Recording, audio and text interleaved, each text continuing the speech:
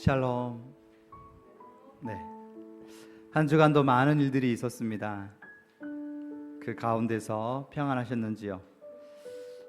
우리가 세상 살다가 이렇게 주의를 허락하셔서 우리가 멈춰서 기도할 수 있게 하심 정말 감사한 것 같습니다. 우리 같이 말씀 한 구절 함께 선포하며 같이 나아가겠습니다. 시작. 너희가 자기를 위하여 공의를 심고 인애를 거두라. 너희 묵은 땅을 기경하라. 지금이 곧 여호와를 찾을 때니 마침내 여호와께서 오사 공의를 비처럼 너희에게 내리시리라. 아멘. 이 예배는 우리의 묵은 땅, 세상의 여러 가지 가치관 속에서 찌들어버리고 잔뜩 굳어버린 이 땅, 우리의 이 마음을 하나님께 맡기지 못하고 내 힘으로 살려고 했던 그런 우리의 그 묵은 마음의 땅을 싹 갈아엎는 시간인 줄 믿습니다. 지금이 바로 여호와를 찾을 때요, 이 시간이 바로 간절한 마음으로 우리의 마음의 묵은 땅을 갈아엎어 주시라고 하나님이 일하실 수 있도록 그렇게 맡기는 시간이 되기를 우리 같이 기도하며 나아갑니다. 예수를 만나는 기대가 사라져버린 마음이 있다면, 돌처럼 굳은 우리의 마음이 있다면 이 시간 주님께서 깨트려 달라고 같이 기도하며 나아가겠습니다. 이 고백이 말씀을 듣고 났을 때 우리의 고백이 되길 원하고, 이 병자처럼 우리도 예수 안에서 참된 위로를 받고 진정한 예수를 만나는 시간이 되기를 간절히 원합니다. 저번에 애통하는 자는 복이 있나니 그들이 위로를 받을 것이며, 애통이란 단어 그냥 슬퍼하고만 있는 게 아니고 올바른 방향성을 찾아가서 하나님 앞에서 통곡하고 통회하는 것, 누구에게 통곡하는 것이 중요한 것인가에 대해서 우리가 한 주간 또 하가다를 했었는데요. 자, 오늘은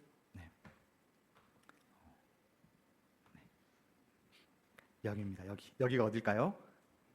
베데스다. 네, 혹시 우리가 많이들 성지순례라고 하죠. 성지순례 가보면 정말로 성경에 있는 장소들이 우리 마음에 정말 살아서 딱딱 오니까 너무나 좋을 것 같은데, 그렇죠? 그래서 우리가 영상으로라도 대신 저기는 이제 양문이에요. 네. 저 양문에서 이제 조금만 들어가면 예, 바로 그러면 그 이제 베데스다 모스로 들어가는데. 들어가면 저기 내가 지금 있어. 베데스다. 베데스다. 있어. 예, 있고. 자, 저기가 바로 이제 베데스다예요. 저기라고요? 베데스다. 용무시 어디인데? 용무시? 보세요. 굉장히 깊습니다. 엄청 깊어요. 예. 그 아까 요한복음 5장에 보면은 예. 행각이 몇 개 있다? 다섯 개. 다섯 개. 행각은 정자와 같은 거거든요. 예. 정자와 같은 게 5개가 있다는 얘기는 규모가 크다 적다. 와, 크다. 엄청 크다는 건데. 네. 뭐 복원도를 이렇게 보면은 저렇게 생겼어요. 원래는. 저렇게 깊네요. 예. 아, 들어가는 것도 들어가는 건데 못 나오겠는데. 자 보세요. 위치를 보세요. 양문 곁에 왼쪽은 성전이요, 오른쪽은 베데스다. 연못이 딱 이렇게 보이잖아요. 그래서 저희가 어떤 곳이냐면 양문이라고 했잖아요. 예. 제물을 드린 양이 들어가서 예. 제물을 이제 드리면 피가 나오잖아요. 네네. 사실 그걸 씻었던 곳이에요. 베데스다 못이라는 거는 네네. 제물이 되는 피를 씻었던 곳이 베데스다 못이다. 네, 좀 짧았지만 저기가 베데스다 했더니, 베데스다 했더니 제일 기억에 남는 단어가 어떤 게 있으신가요? 방금 쭉 영상을 보면서 양의 문, 양의 문 근처에 있었다. 크다. 그리고 저는 깊다라는 단어가 상당히 또 기억에 남네요. 깊다 했더니, 자, 저기가 저렇게 베데스다 연못이라고도 하고 못이라고도 하고, 베데스다. 베데스라는 이름의 뜻은 어떤 뜻일까요? 라고 하면 우리가 어디서 듣긴 들었었는데 또 알고 있겠지만 다시 한번 점검해 봅니다. 그래서 벳이라는 단어, 베들레헴 할 때 벳이란 말은 집이란 뜻이고요. 그래서 베들레헴 할 때 베들레헴은 떡집이란 뜻이죠. 떡집, 떡이란 뜻이 이제 레헴에서 되는 것이고, 또 베데스다에서 벳은 집이라면 뒤에 단어는 헤세드란 단어, 아주 성경에서 엄청 유명한 단어죠. 그래서 헤세드란 말은 자비, 저는 은혜, 좀 구약에서 헤세드의 하나님이라고 해서 정말 중요한 단어인데, 베데스다란 말은 합치면 자비의 집 될 수 있을 것 같습니다. 자비의 집. 그렇죠. 그래서 저도 어렸을 때 베데스다라는 기도원으로 막 수련회 가고 했던 기억이 나요. 그래서 되게 우리가 베데스다라는 단어도 주변에 많이 듣게 되는데, 자, 이 베데스다를 보면서 하나님께서 우리에게 어떤 말씀을 주실까? 그랬더니 첫 번째로 자, 베데스다, 자비의 집. 근데 이 자비의 집에는 두 가지 자비의 집이 어떤 두 가지 베데스다가 있는 것 같습니다. 첫 번째는 바로 기역지읒 베데스다. 그래서 가짜 베데스다. 가짜 베데스다라니 했더니 베데스다에 대해서 여러 가지 궁금한 점 여러 가지가 아닌 또는 한 가지일 수도 있겠지만 오늘 말씀 1절부터 4절까지 봐보면 베데스다라는 것은 양의 문 옆에 있고요. 그리고 누가 많이 모여 있는 곳? 병자들이 많이 모여 있는 곳. 그렇죠? 왜 병자들이 많이 모여 있다? 그렇죠. 그 연못이 한 번씩 이렇게 동한단 말은 연못이 뭔가 뽀글뽀글하거나 연못이 움직이면 그렇죠. 그래서 연못이 움직이면 그때 그렇죠. 누군가가 제일 먼저 들어간 사람이 어떤 사람이든 낫게 된다라고 됨이라라고 딱 돼 있습니다. 그러면 이게 진짜일까라는 궁금증. 성경에 나왔으니까 진짠가? 근데 성경에 나왔지만 거기 부분이 지금 가로가 되어 있지 않습니까? 그렇죠? 그래서 뭔가 더 있을 수도 있겠구나. 그렇죠? 그래서 천사가 동한다고 하는데 천사가 동하게 한다니 그럼 천사가 하나님의 심부름꾼이고 하나님의 심부름꾼이 이렇게 낫게 하는 거니까 정말 좋은 곳이 아닌가. 그래서 많은 병자들이 모여서 이렇게 하고 있죠. 근데 이 자리를 보면 38년 된 병자가 가장 대표적일 수 있겠지만 정말로 자비의 땅이고 정말로 하나님이 그렇게 하시는 곳일까? 네. 먼저 한번 생각해 보면 되게 이곳은 38년 된 병자가 있을 정도라면 그렇죠?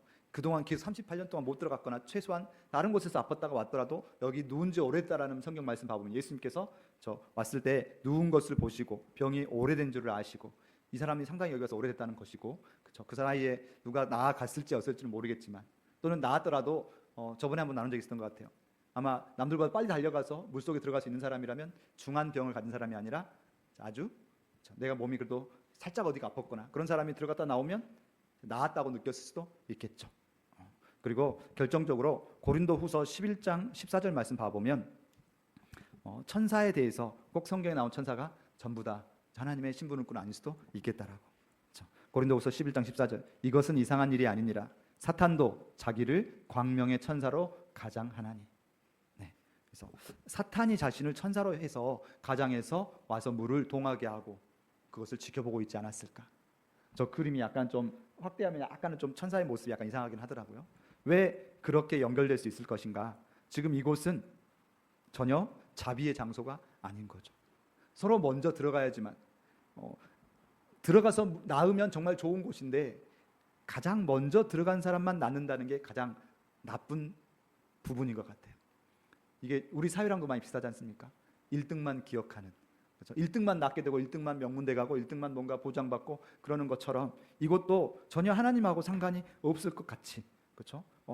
경쟁이 무한 경쟁의 장소지 않습니까? 1등만 들어가서 낳는다니 나머지 사람들은 낳지 못하고 옆에 사람이 들어가면 나는 못 들어가는 곳이고 그렇죠? 전혀 하나님이 바라보시는 것과 상관없을 것 같습니다. 네. 특별히 지금 이 시간이 명절의 시간이라고 합니다. 예수님께서 명절에 베데스다에 가신 것이죠. 명절 모두가 떠들썩하고 행복하고 즐겁고 바로 우리도 명절을 최근에 보내셨죠. 오랜만에 가족들 만나고 일보다는 가족들과 함께 좋은 이야기도 나누고 꼭 좋은 이야기는 아니었을지라도 그런 시간들 뭔가 떠들썩하고 행복하고 좋은 시간들 네. 그런 화려한 또 명절이면 또 이렇게 긴 연휴 동안에 평상시 못 가보던 여행도 가고 정말 우리 SNS의 그런 화려한 축제 같은 삶 근데 그렇죠. 막상 그 안에 들어가 보면 그렇죠. 정말로 누가 많다고요? 병자들이 많다고요.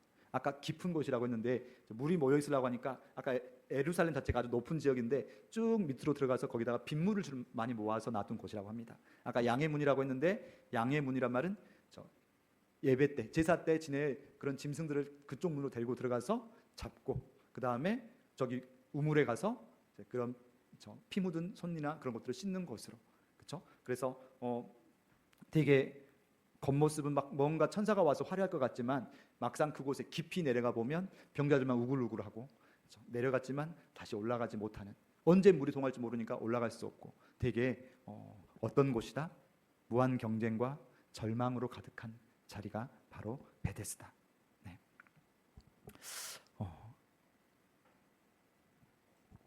일단은 한 가지 짚고 넘어가야 될 게 정말로 아까 하나님이 이곳을 하셨을까? 우리가 종종 오해하는 게 하나님은 진이가 아니죠. 우리 램프를 문지르면 나타나서 소원을 들어주는 것처럼 하나님은 인격적인 하나님이시기 때문에 그렇죠? 어떻게 되면 하나님 무조건 들어주고 이건 하나님이 우리가 아무리 좋은 일도 누가 어렸을 때 많이 들었던 것 같습니다. 마당 쓸어라 하면 안 하고 싶다고. 요새 마당 안 쓸겠지만 제가 어렸을 때 많이 들었던 것 같습니다. 뭐 하라고 하면 하기 싫은 것처럼 우리 하나님한테 이렇게 됐으니까 무조건 해주세요라고. 그렇죠? 하나님은 그런 분이 아니라 질투도 하시고 인격적인 분이신데 우리는 종종 하나님을 이렇게 어떤 기계적인 진이처럼. 그렇죠? 그래서 제가 되게 좀 의심스럽게 바라봤던 게 왕의 재정이나 이런 거 봐보면 물론 거기에도 이제 그런 맞는 부분도 있긴 한데 맹목적으로 그걸 따라가는 흐름들 있잖아요. 이렇게 하면 하나님이 우리를 부자로 만들어 주실 거야. 그건 하나님을 기계처럼 바라보고 있는 건 아닌지. 그렇죠? 내가 정말 그 성경의 핵심을 이해하고 내가 정말로 기도하면서 정말 좋은 방향으로 흘려보내는 것은 좋겠는데 그것의 나쁜 부정적인 부분 중에서는 맹목적으로 내가 이렇게 하면 하나님이 해주시겠지. 우리가 11조를 하면 하나님이 내 모든 그렇죠, 나를 더 부하게 해주시겠지. 이런 것들은 아니라는 거죠. 자, 다시 한번 하나님은 이렇게 기계적인 분이 아니십니다. 그래서 이 땅은 정말 진짜 자비의 집이 아니라 가짜 이 세상에 만들어 놓고 아까 광명의 천사가 사람들이 그렇게 서로 경쟁하면서 그렇죠? 혹시 어렸을 때 막 달리기 할 때 그런 친구 보셨나요? 남한테 앉으려고 이렇게 팔꿈치를 이렇게 하면서 막 달려갔던 친구들이 있어요. 그렇죠? 보면 옆에 오면 막 그렇죠? 나보다는 더 못 나가게 하려고 그렇죠? 그런 곳인 것처럼 그렇죠? 정말 하나님하고 전혀 상관없는 장소가 이 가짜 베데스다가 아닐까. 이곳에 38년 된 병자가 있었습니다. 38년이라니 왜 38년일까? 가끔씩 이 숫자에 대해서 주목하다 보면 성경에서 뭔가 상징을 같이 해주시기 위해서 또 우리에게 더 깨달음이 있는 것 같기도 합니다. 38년 하면 성경의 38년은 언제 나왔냐면 광야에서 이스라엘 백성이 40년간 방황을 했지 않습니까?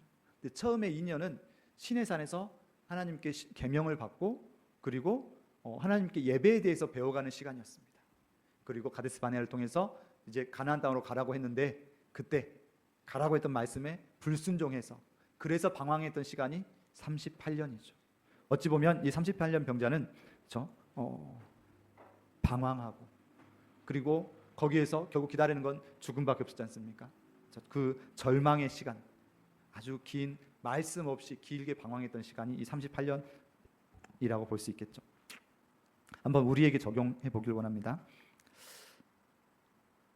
나의 베데스다는 어디인가? 그렇죠? 내가 오랫동안 낳고 싶었고 그래서 하나님 앞에 기도도 했는데 오히려 더 악화돼가고 있는 것 같은 나의 부분은 있는가? 어디인가? 그렇죠? 기도했는데 변함이 없는 내 가족, 그렇죠? 점점 악화되는 것 같은 내 경제 상황, 그렇죠? 해결되지 않고 용서되지 않는 마음들, 우리도 다 이런 베데스다 같은 것들이 우리에게 있지 않나요? 그런데 감사한 것은 이런 베데스다 같은 곳에 찾아오신 분이 계시죠? 누구? 바로 예수. 이 예수를 이렇게 한번 생각해 봤습니다. 같이 읽어볼까요? 시작. 진짜 베데스다. 이 절망에 찾아오신 진짜 베데스다. 이 예수는 그렇죠? 능력과 모든 걸 갖추신 분이고 예수가 지금 명절에 아마 성전에 예배하러 왔을 텐데 성전으로 가지 않고 이곳 베데스다 그렇죠? 못으로 와서 이 병자를 보고 그렇죠? 보시고 오래된 줄 아시고 그리고 말씀하시죠. 뭐라고 말씀하십니까? 내가 낫고자 하느냐. 네. 근데 어찌 보면 되게 너무나 당연한 질문 아닌가요? 내가 낫고자 하느냐는. 딱 봐도 아픈 사람이고 그리고 오래된 지금 저 모습은 이제 노숙이라고 할 수 있겠죠. 집에 가지 않고 언제 물이 동할지 모르니까 저 밖에서 노숙하고 있고 노숙을 오래 하면 딱 봐도 그 티가 나지 않습니까? 점점 옆에 살림이 많이 늘어나지 않습니까? 그래서 딱 봐도 오래 아픈 사람인 줄 아는데 왜 굳이 예수께서는 이런 질문을 하셨을까? 네가 낫고자 하느냐? 주석이나 여러 가지를 말씀하시긴 하시더라고요. 근데 정말 너에게 낫고자 하는 마음이 있느냐? 너무 오랫동안 그렇죠? 자기는 누워서 움직이지 못하는데 남들이 달려가는 모습을 보면서 정말로 마음의 상처, 몸의 상처뿐만 아니라 마음의 상처까지 오랫동안 하다 보니까 자신의 소망이 무엇인지도 잃어버렸을 수도 있겠고요. 또 그렇게 자신의 열망이 사라졌을 수도 있겠고요. 또는 정말 네가 낫고자 하느냐? 이 사람의 대답을 봐보면 약간 엉뚱한 대답을 하죠. 네가 낫고자 하느냐라고 물어봤는데 내가 물이 움직일 때 나를 못에 넣어준 사람이 없어서 다른 사람이 먼저 내려갑니다라고 대답을 합니다. 이럴 때 예수님의 이 질문을 이렇게도 해석을 하더라고요.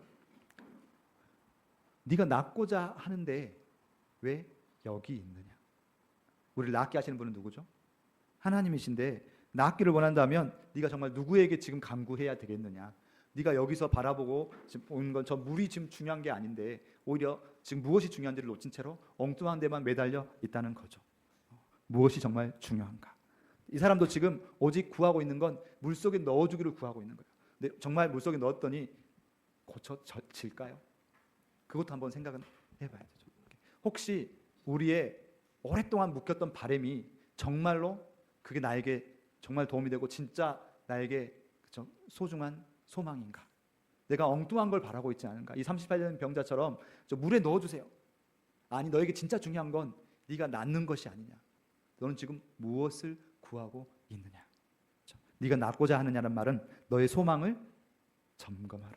너의 소망이 정말로 그 소망이 진짜 소망이 맞는지, 진짜 무엇이 중요하고 무엇이 좋은지를 우리는 알지 못하죠.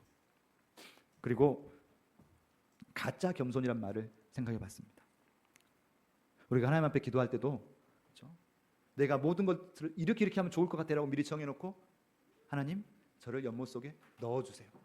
저 정말 많은 거 바라지 않아요. 하나님 저 그냥 연못 속에 이렇게 살짝 넣어주시기만 하면 돼요. 예수님 제자들도 많은데 저 거기에 살짝 넣어주시기만 하세요라고 우리가 정말 하나님 앞에 기도하고 있는 게 이런 모습은 아닌지, 정말 우리에게 필요하고 무엇이 중요한지를 알지 못한 채로 겸손하게 하나님 앞에 작게 구하는 것이 엉뚱한 것, 하나님의 능력을 제한하면서 그렇게 엉뚱한 걸 구하고 있지는 않은지,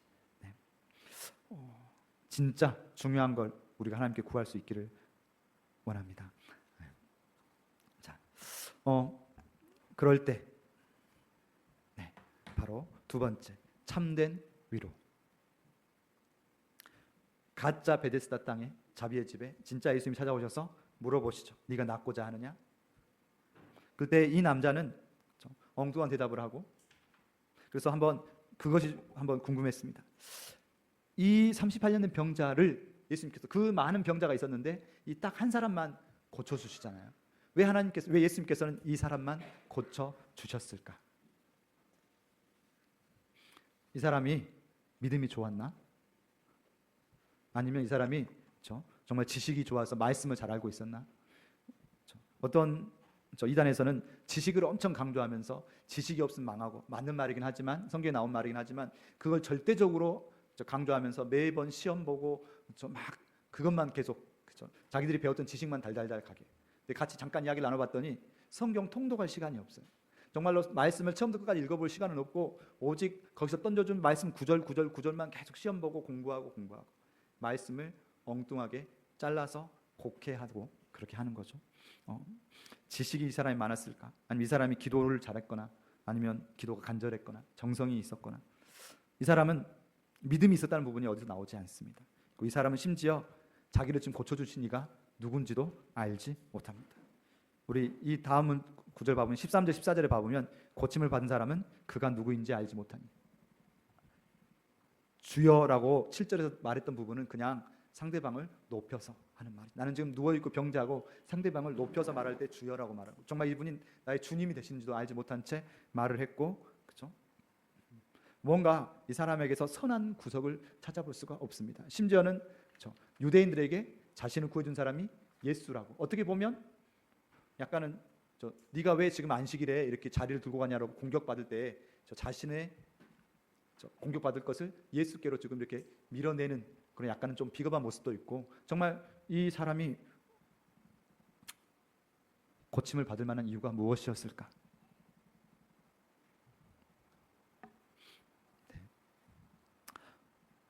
저는 그것이 위로가 되었습니다.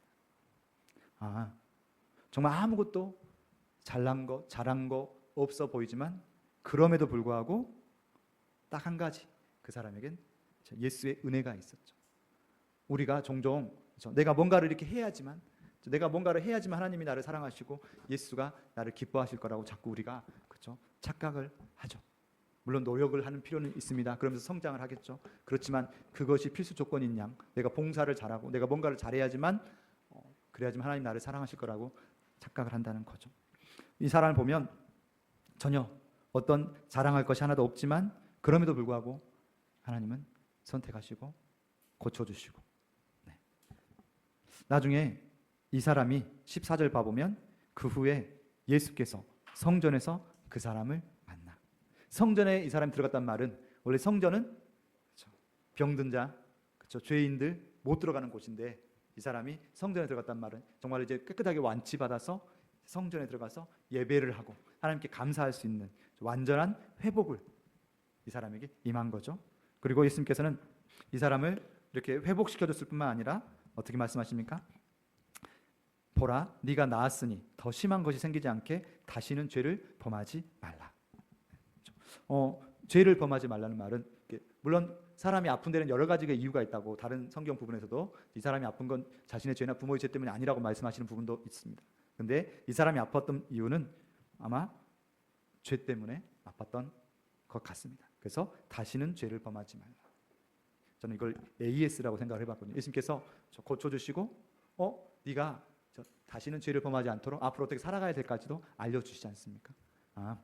예수께서는 완전한 회복과 다시 어떻게 살아가야 할지 예방책까지 알려주시면서 그렇죠?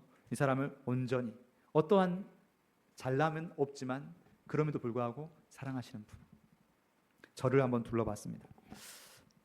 하나님께 처음에는 이 병자가 순종을 잘했는가라고 생각을 해봤거든요. 그래서 예수님이 일어나서 내 자리를 들고 걸어가라 했더니 아직 낫지 않았는데 막 이 사람이 막 믿음으로 막 자리를 들고 일어선 건가 했더니 9절 말씀 봐보면 곧 나아서 자리를 들고 이 사람이 순종을 먼저 한 것도 아니고 그냥 낫게 되니까 들고 일어선 거예요. 이 사람이 정말 어떤 부분도 자랑할 게 없지만 그럼에도 불구하고 하나님이 예수가 만나주시고 이렇게 해가시는구나.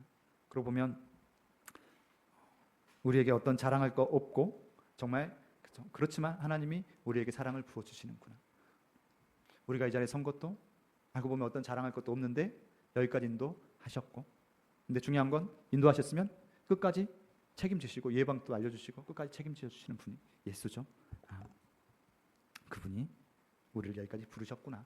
그렇죠? 그분이 그렇죠? 우리가 어떤 뭔가 때로는 잘하고 싶은 게 많아도 마음뿐이고 그렇죠? 실수투성이고 그래서 개인적인 이야기를 하자면 말씀에 대해서 하나님께서 그렇죠? 되게 제가 말씀을 일주일 동안 계속 붙잡고 막 고민하는데 늘 늦게 주시거든요. 그래서 저번 주는 그래 내가 너무 내 건강을 아끼나 보다. 그래서 잠을 안 자고 말씀을 준비해봐야지. 요새 좀 잤거든요. 그래서 그러더니 근데 그때도 썩 좋지 않았어요. 그래서 하나님께서 나에게 어떻게 하라는 거지? 그래서 이번 주는 어떻게 해야 될까? 하면서 이번 주도 잠을 안 자고 준비를 해야 될까? 막 그러면서 모든 걸 다 한다고 했는데 그냥 맡겼어요. 말씀을 보면서 잘하면 자고 아니면 안 해야겠다 했는데 아내가 와서 손잡아주면서 자라 그러더라고요. 그래서 아무튼 중요한 건 내가 어떻게 하려고 해도 그것 자체가 중요한 건 아니고 그 모든 것 중에서도 우리를 선택하시고 사랑하시는 예수 은혜가 먼저구나. 그럼 이것이 여러분에게 전달될 수 있으면 좋겠다. 내가 순종을 잘하는 것도 아니고 내가 어떤 걸 잘하는 것도 아니지만 그런데 예수는 나를 선택하시고 끝까지 책임지시는 분이시구나. 그렇죠?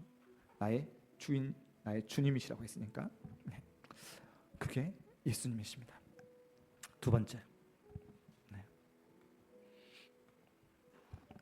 이 말씀이 이렇게 끝나지 않고 9절 말씀 봐보면 그 사람이 곧 나와서 자리를 들고 걸어가니라. 이렇게 하면 말씀이 딱 끝나고 딱 깔끔하게 예수님이 정말로 불쌍한 사람을 붙잡고 치유해 주셨구나 하고 끝날 텐데 이날은 안식일이니 이렇게 뭔가 뒷말을 덧붙이시고 이 뒤에 봐보면 이 사람이 자기의 자리를 들고 걸어가다가 유대인의 공격을 받고 또 나중에 그분이 예수님인 걸 또 유대인들에게 알리고 유대인들이 예수님을 공격하고 이때부터 시작해서 예수를 죽이기 위해서 정말로 그렇게 가게 되지 않습니까? 근데 왜 궁금했습니다. 왜 하나님은 예수님은 그렇죠? 이렇게 공격받을 것을 알면서도 안식일날 굳이 이 남자를 치료하셨고, 왜 오해받을 걸 아시면서도 요한복음 5장 17절 말씀처럼 그렇게 말씀하셨을까? 요한복음 5장 17절 말씀 한번 같이 읽어보겠습니다. 시작. 예수께서 그들에게 이르시되 내 아버지께서 이제까지 일하시니 나도 일한다 하시매. 네.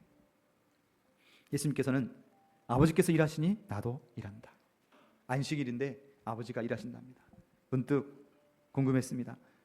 하나님은 안식일날 쉬실까? 안 쉬실까? 하나님은 안식일날 쉬실까요? 안 쉬실까요? 하나님이 쉬시면 어떻게 될까요? 세상이 운영이 되지 않거나 또는 하나님은 눈동자같이 우리를 그렇죠? 졸지도 아니고 주무시지도 않고 우리를 지키신다고 했으니까 하나님은 쉬지 않으시는 분이네요. 하나님은 안식일날에도 쉬지 않으시고 우리를 지키시는 분이십니다. 그런데 왜 안식일을 주셨는가? 안식일은 우리를 위해서 주신 것. 우리는 피조물이기 때문에 쉬지 않으면 안 되지 않습니까? 우리는 하나님처럼 쉬지 않고 일할 수가 없습니다. 그래서 하나님께서는 우리에게 안식일을 주시고 쉬어가도록 하신 거죠. 그래서 하나님도 안 쉬셔도 되지만 우리에게 쉬라고 안식일을 주시고 알려주신 거죠. 근데 그 안식일 날에도 하나님은 쉬지 않고 병자를 치료하시고 하나님이 일하고 계심을 보여주시죠. 문득 생각해 봤어요. 이 병자에게 안식일은 어떤 의미일까?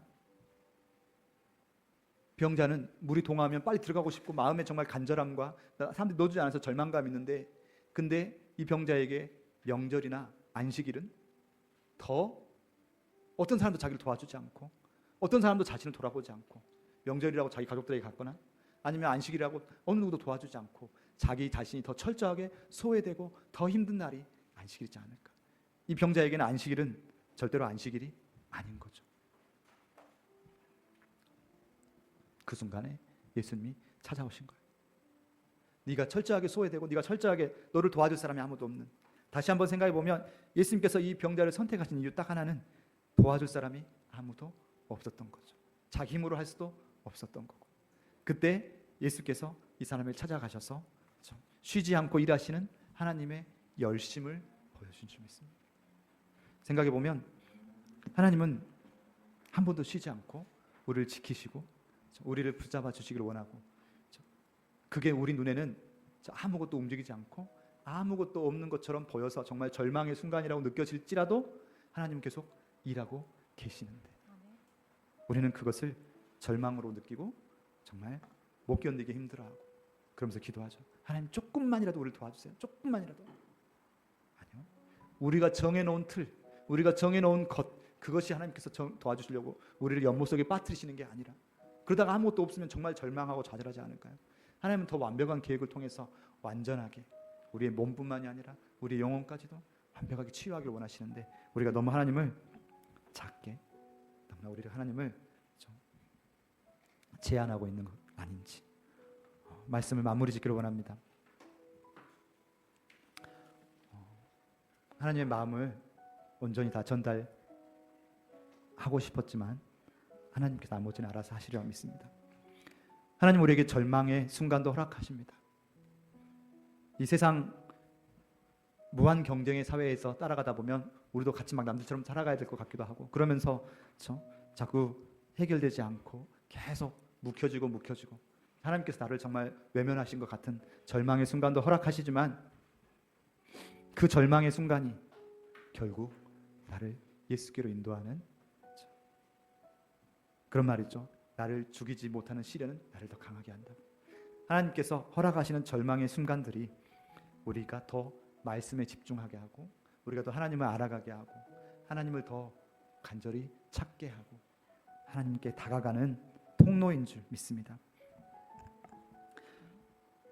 우리가 절대로 먼저 좌절하고 먼저 절망해서 멈추고 예수가 없는 다른 곳으로 가지 않고 내게 오실 예수를 기다리고 또 말씀에 순종해서 언제 말씀하실지 모르죠. 내 자리를 들고 일어나 가라. 그 말씀이 우리에게 울려 퍼질 때 우리가 이 38년 병자처럼 순종하고 그렇게 나아가는 그런 우리가 되기를 간절히 소망해 봅니다. 아멘.